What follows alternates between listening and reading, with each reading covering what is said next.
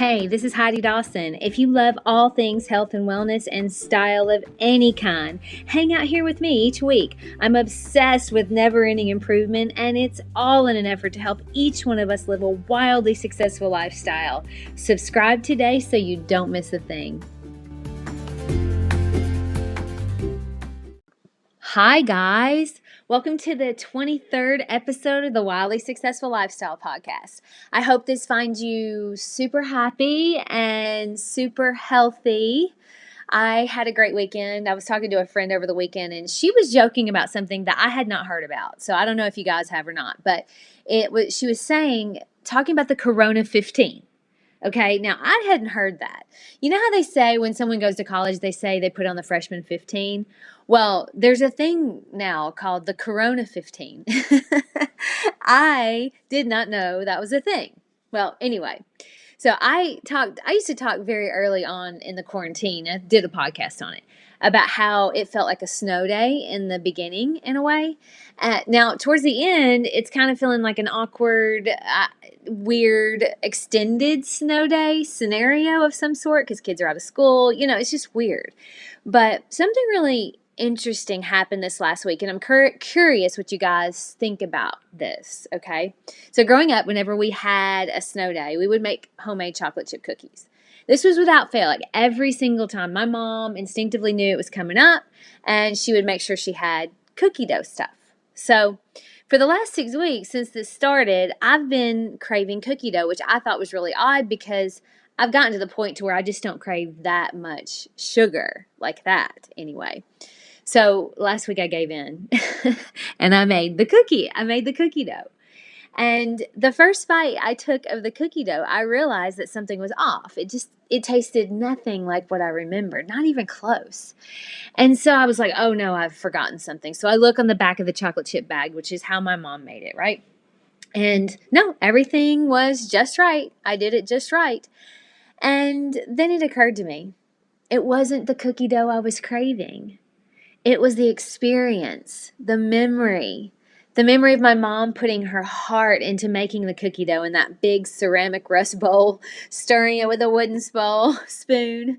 It was my dad grabbing 4 spoons and sneaking us each a spoonful of cookie dough to my mom's great disapproval. And we would laughingly run behind the chair and eat it. And it was just the joy of having a day where we should have been in school. But instead, we were building snowmen and eating forbidden chocolate chip cookie dough. That's what I was craving, the memory of that. And that started me thinking, doing a little bit of research. And I found that studies have actually found that our need to connect is as fundamental as our need to eat.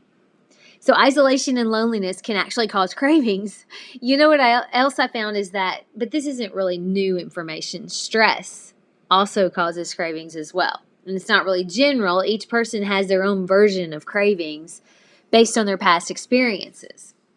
So maybe if you've been craving a martini, maybe you're missing the friend that you have it with. If you're craving funnel cakes, maybe you're craving carefree, joyous freedom of a theme park. If you're craving pizza, maybe you ate pizza in college. Maybe that was what you did to kind of ease the stress about a test.